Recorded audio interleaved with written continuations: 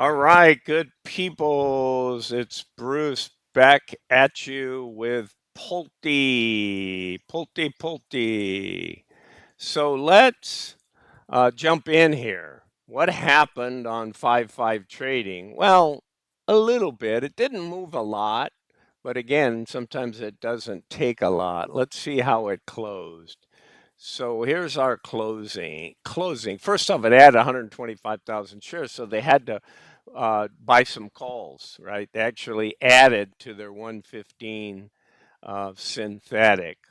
So the share count was up 2.45%, and we saw Coney up 4 point, almost 4.5. So popular funds, very popular funds. When they pay a lot relative and they're somewhat AI or crypto, they're popular. You know, as I've said for the last year, and I don't think other people say that. They may tell you what it's going to pay, but they don't understand what they do or why they're a good company or don't understand technical analysis. So otherwise, we're all guessing. It's an educated guess when you take the time to do the forensic accounting.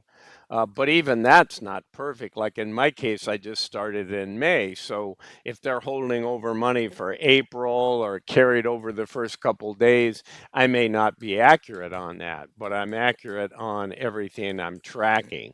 So we'll see. I'm still optimistic on Pulte. So let's get into the details and explain it all to you.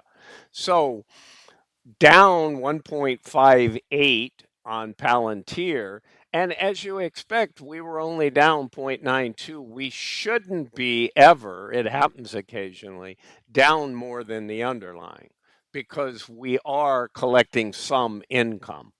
Um, so you can see here we were down a little bit less. The issue is when you get an outsized gain, then we're hampered by our spreads, right? Because you may have a $15 spread and the stock may have went up, 7%, and all our calls were planning on a 5% raise. So the new strike price is in between the insurance, right? Like here, our insurance starts at 139. The last sold call is 137. And where did the calls start? They start as little as 126, and those are the ones we're losing money on. Up here in the top part where it's all green over here, these are what I call sold calls. So they're the naked sold call. But now that we have spreads, and spreads are nothing more, same expiration, but where you buy a call and sell a call. So here they're selling the call, and here they're buying call out of the money, right? So they're going up that the call only makes money if it runs by this, which gets crushed, and then this starts making money. Again, I always explain that. That's the nature of a spread. Otherwise, this is what they used to do. They used to just sell calls. And then what do I do with the blue? That says because we're one trading day to go, this is everything that was done on 515. So what you have is you have some that are out for next week. All right. Well, next week doesn't do us much good. We can collect a little bit of money this week and even close them out if we wanted to. But next week we'll be declaring on Wednesday. So it's really what we get in the end of this week when we roll and close everything out. Well, what we'll do is we'll close all these out and make them 523. The question is, do they stay low like they are? Well, the 126 is not going to stay low unless we get down below. We're at 128.12. So in a perfect world, we close at 126. Either that or we blow up to like 150. Then our synthetic that's 115 just blows up big time. Even our insurance starts making money and we have to pay a lot to buy these back. But these two sold and bought almost offset one another, and then our synthetic, right? So you want a giant size move or you want it to stabilize and stay around 125, 126, 127. And then, yeah, you got to buy this back for $1 or something. But let's say it's 127, you only have to pay $1.10 for it.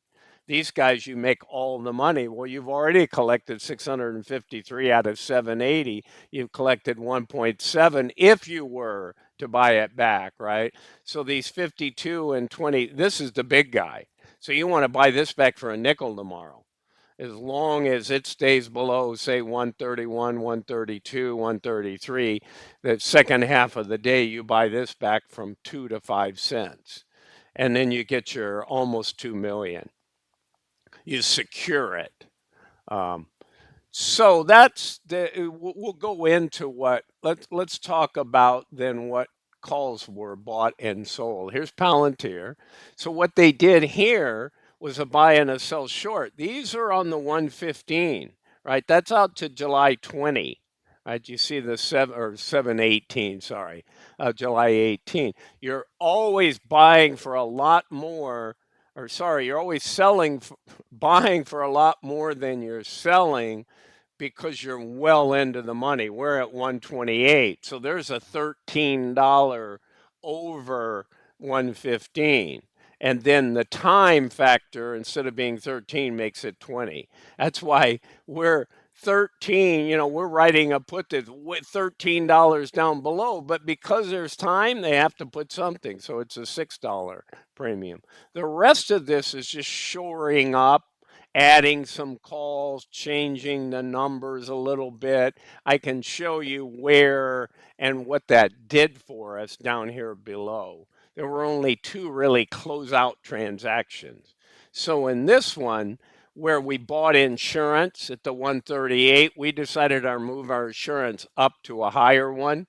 But in order to get out of that position, we paid $1.04 for 6,000 contracts where we actually bought the call, but that was an insurance if we ran really high, and we simply moved that insurance out to the following week. And in the process of doing it, it cost us like 576,000. Over here, we took a 135 off the table. This is where we sold the call and we bought it to close. And then we lowered the strike price, I think, to 134, a different number. And so we took 893. So technically today on the spreads, we're up 317, 503 on closeouts. But I'm not going to, I'm going to close it out at week's end on Saturday, and on Sunday, I'll make my prediction based on exactly what's going. But I see no reason for not getting $6 or a $7 payout.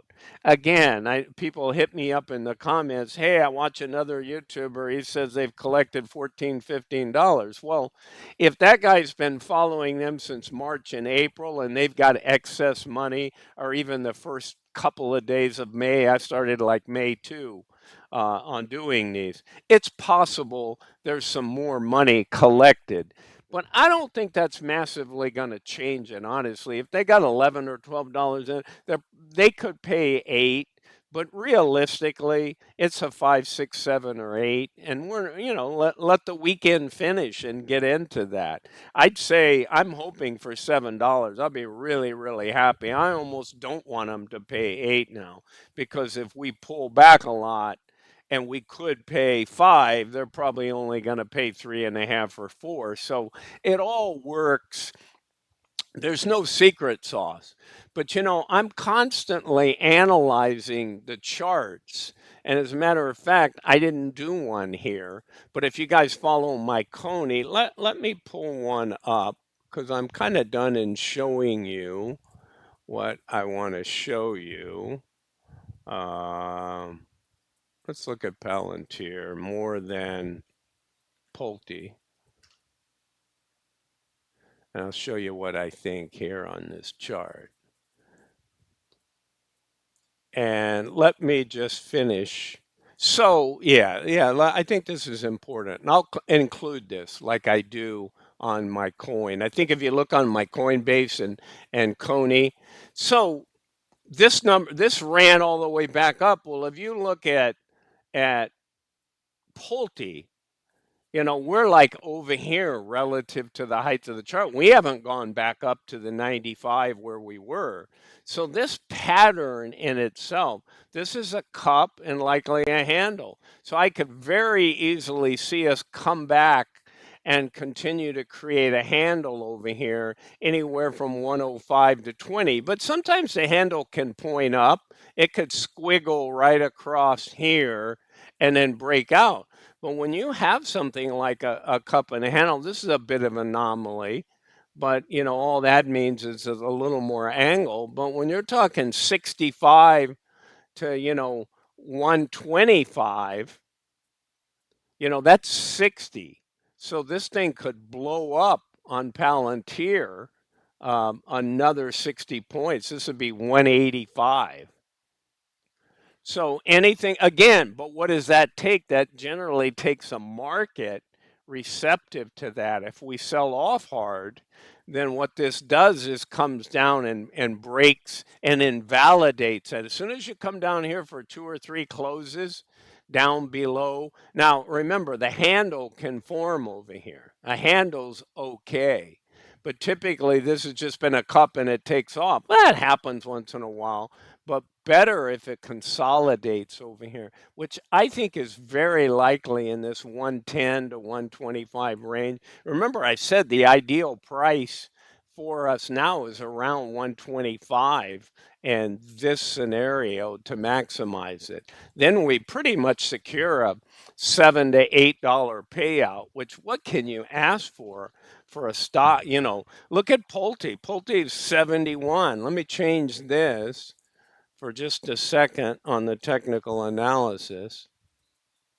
Let's take a look at Pulte here, guys. All right, so what do you see on a Pulte? Well, you haven't gone back up to highs and form a handle, but you have in essence a little cup with a handle forming or a breakout. What do we measure here? Well, we measure about 46. And let's call that 70. So you're talking 24, you're back up to 94, which I've seen this before. You come along and then you get a measured move. If this were to get up here to 94 in Pulte, guess what you just did? Then you formed a bigger, longer cup, and then you would have to consolidate for several months likely. And then if you take off, the measured move is now 44 above 94, right? You're looking at 138. Again, all possibilities because I'm very bullish on Pulte, but it takes a market environment. It's like, hey, you're a strong swimmer, but even strong swimmers who aren't seasoned swimmers in the ocean, for instance, get caught in a riptide. I mean, I got rescued when I was in junior high school. I was a great athlete. I was a strong swimmer. And, the next thing I know is I keep going out further from the shore. So, man, I'm, 13. I'm just swimming like a dog. The harder I swim, the further I go out. I'm confused, right? I didn't have any real ocean expertise. And so a lot of factors come to play in the markets here. But guys, first off, if you're in Palantir and you aren't just FOMOing in and you don't really understand what they do, you're in one of the best possible, remember the underlying, right? That's why I own way more Palantir dollar-wise than I own Pulte. It's just nice being retired to collect income, but I don't need near any portion of the income. I'm living in Asia now, so if I'm living in the US, I would probably need more of that income pulled out of my wealth, but I really don't over here. I live under my Social Security, but it's still nice to just continue to have investment capital. And I've said to other people, my largest holding, and it probably shouldn't be, is in physical gold. But the last couple of years have really bore that out. But that's been there for 15 years. So you can imagine what my cost is. It's pretty minuscule to what the value is. All right, guys. So I think we got a winner here. Um, we need to get through. We need to turn a little profit in here and then get on with the getting on. All right, people, again, this is Bruce with Targeted Wealth Creation. Remember, this is all coming up. Days to declaration 5. It declares next Wednesday on 5/21. So we need the money in the door at the end of tomorrow. So you don't really want to help our case if we go up and close like 135. You don't want a medium-sized bounce because our insurance doesn't come into play. And all that does is make these lower ones go way up. And we could still get a $6 or $7 payout, guys, but I'm just saying, what do you wish for? And unfortunately, like in a growth stock where you didn't sell a covered call and you just own Palantir, all you wanted to do is go up. It's pretty darn simple, right?